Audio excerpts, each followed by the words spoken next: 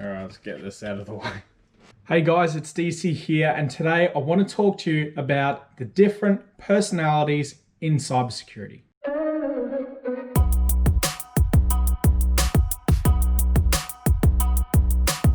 You ask and you shall receive. This was the most asked question from my last video, which was what are the different sort of personalities within cybersecurity as an industry?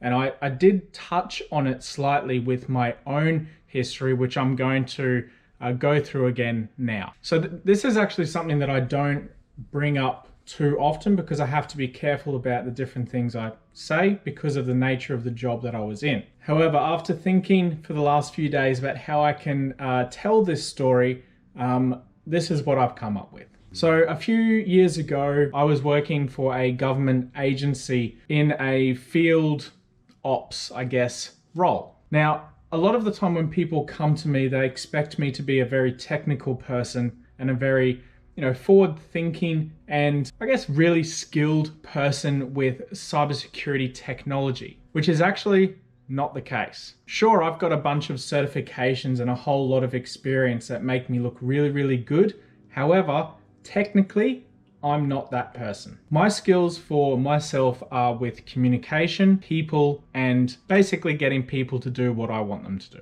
So you can call that maybe like gentle persuasion or social engineering or just straight up lying. It doesn't matter how you want to portray it. It is what it is. Now, I won't get into the, gory details of this sort of role, but I will say that a government role that focuses on social engineering in the field, in practice every single day, is pretty full on. There are a lot of different, mental requirements on you to think about, for example, different personality types of the people that you are talking to, maybe the different types of temperaments in which they might have as part of their personality.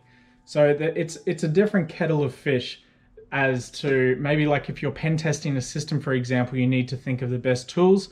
These are my set of tools that I would use for these sort of operations. And I don't think it comes as too much of a surprise, especially to the people who know me or have talked with me, that social interaction is definitely the thing I like. And this brings me on to the things that you like and what you're naturally good at, which will then get you different jobs in cybersecurity. Now, in the last video, I talked about that if you're a bit of a character, getting a job in the cybersecurity industry can be a little bit tricky because of maybe the type of role you're going for is a little bit more lawful than you might think, and maybe being opposed to the police or corrective actions throughout the country or maybe even the world.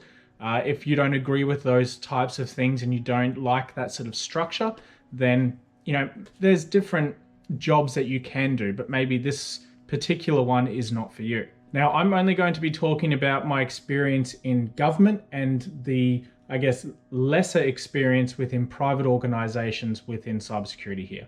So do keep that in mind that most of my experience here is in a field social engineering role, and it is a field role, right? So out in the field, you're outside every day. You're never even in an office. You're not doing technical work. I have done technical work. I'm currently doing technical work, but I guess the majority of my skills lie with communication and people. Anyway, let's get started. So, for example, you are a person like me. You have that sort of personality of someone who likes to talk with people, who really likes to get their point across. Not the other person's point, but their own point across. You'll notice this type of personality with people who are like salesmen, who definitely take their time to say what they want to say in a very perfect structure, right? You with me? But they also know how to steer a conversation by taking complete dominance of the conversation by asking questions. You still with me? I don't want to give away too many of my own tricks here because A, I don't know if I'm allowed to, and B, I don't want to be too transparent because it scares me, to be honest. I will make another video one day on social engineering different types of personalities, but I need to do some more checking first on what I can and cannot say as to what my own training in that particular subject was. So another video for another day. let's get back to this one. So as I was saying, if you're a person like me, you like talking, you like being upfront with people, and you like that sort of touchy-feeliness of the art of communication, then maybe field roles or social engineering roles are for you. And I'm not saying these sort of roles are like your James Bond or whatever, although sometimes you might feel like that. Chances are you're probably not. Especially in Australia, you're highly unlikely to carry a gun around or be licensed to kill. It just doesn't really happen. What you may be asked to do though is to break into a hotel without the hotel staff knowing, and like you have a higher level of approval from someone like really high up within that company or within their security team, who has said, we want you to test our physical security and gain access to information or servers or people. Well, then maybe this sort of personality that I have that you may also have is suited for this type of position. If you think you are a very smooth talker, chances are you're not. And keep in mind that no one has just one personality. We're all crazy. We all have lots of different personalities. It just matters what type of situation you are in at that given time as to which one you're going to utilize. And I'm going off on a tangent now, but I'll come back to the main point. Now, on the other end of the spectrum, you're one of those people who just likes to do your thing. You don't like working in teams. You like to get the job that you've been given completed, and you just want to do it on your own in your own time, but set yourself some sort of goals. Now, say you're maybe like somewhere in the middle of that. You're one of those people who does like to talk normally like a normal person, and you like to be in teams, but you also like to do your own thing and sort of focus on things. That's essentially the majority of people. Well, then you would be most suited for pretty much every job, but you won't be sent to the extremes of those jobs. For example, you probably won't be doing social engineering, but you would talk with a guy who is a social engineer. And the other way as well, you would be liaising with someone like a developer who is just absolutely balls deep on one project and he doesn't want to get out of that sprint. That's perfectly fine. He's there, you're in the middle, you're talking with everyone. It's a happy harmony. Now, on personalities as well of what type of people do get hired, the people who I guess do get hired the most are the ones who are somewhere in the middle. Like I said earlier, if you're opposed to law enforcement, then chances are you won't pass a clearance because you'll fail on a psych test of someone who can be molded to the type of situation that you want to or will be thrown into. You'll find that people who, well, I found anyway, people that I have worked with in security who did different jobs like social engineering roles or ones where they worked in a SOC team for 9 hours a day for 2 years straight, they tend to come out different people than what they went in.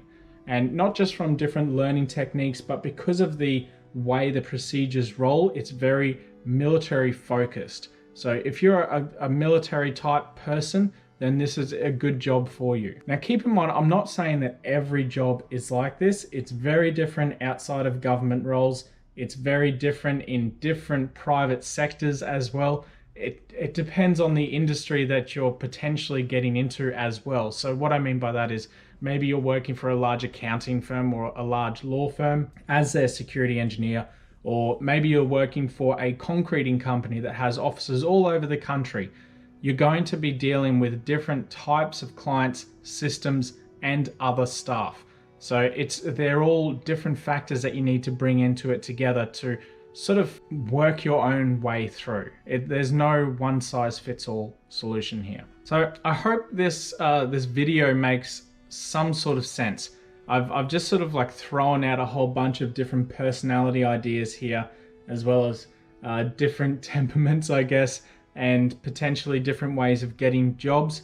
It's a hard topic to talk about because I don't know what I can say or how I can actually make sense of what I want to say. So it's a little bit tricky, but I hope you've stuck through to the end here with me and you've gained some sort of knowledge out of this video. Anyway, thanks for watching, guys. I hope you enjoyed this. If you did, please do like, comment below if you have any questions and I'll answer you as best I can, and subscribe for more. Jump on my Discord server. I'm always happy to see you there. There's a link in the description, and I'll see you on the next video.